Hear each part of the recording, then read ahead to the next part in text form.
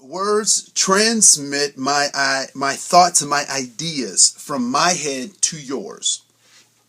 And so there are a couple of words that I want to kind of address and things I want to talk about. And one of which is the difference between freedom and liberty. Freedom and liberty.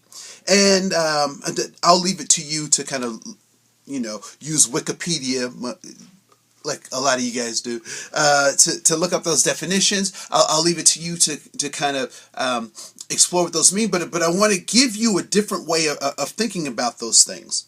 And one of the things that we have to understand is that this concept of freedom denotes membership.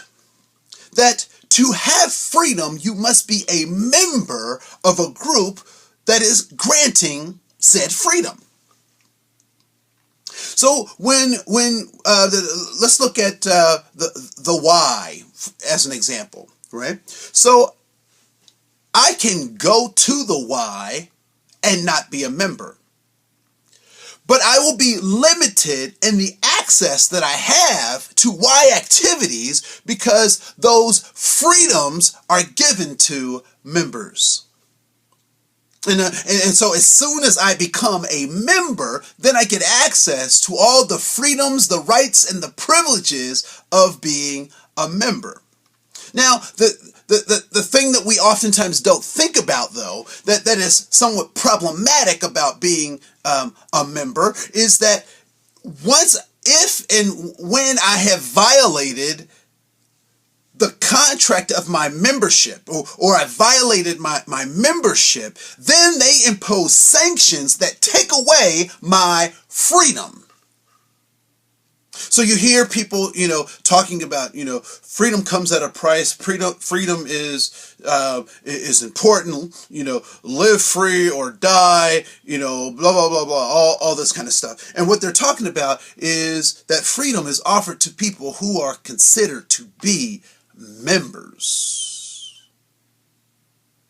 And so when we start thinking about liberty, what is liberty? Liberty simply is my right to exist, my right to move and breathe and be without having to be a member. Now, it would be wrong for someone to say that you, Andre, you cannot work out unless you are a member of the Y. If you're not a member of the Y, you can't exercise. No, that's wrong. Because there are other places that I can choose to exercise, which means that I have the liberty to go and exercise some other place. I can go outside. I can go to the lake. I can do all sorts of other things. I don't have to be at the Y in order to have my liberty of existence. And so when we talk about freedom in the United States, one of the things that we've done is that we have made it so that some folks aren't members. Therefore, they obviously don't have freedom. Or the freedom that they have is on a temporary basis. And so all this time we've been fighting for freedom when in fact we should have been fighting for liberty. We should have been fighting for the right to say, no matter what my position is, I am still a human being. I think the founding fathers took a really great running start when they mentioned in the preamble to the Constitution all of these things that included our inalienable rights, those things that cannot be taken away from us. Those were the liberties they were talking about. But we missed that. We missed that. Did you know I am a human being, whether I join your institution or not, whether I'm a part or not, whether you say that I have the right to or not right, or have taken away my rights to be, I still have the right to be.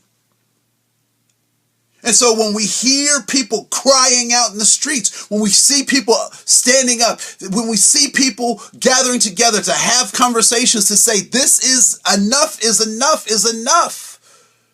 then we start to understand that what they want is not freedom, but they want liberty. I want the right to be able to walk down the street and not have to show my papers, because this is the United States.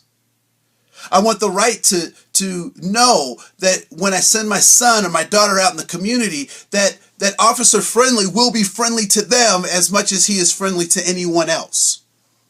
I want the right, the liberty to know that anything that I'm willing to work for is mine for the taking. Anything that I put my efforts towards, my dreams towards, my sweat energy towards is possible, and not be limited by other people's thoughts about who I am, and more importantly, their fears of who I am as the driving force for giving me access to my liberty.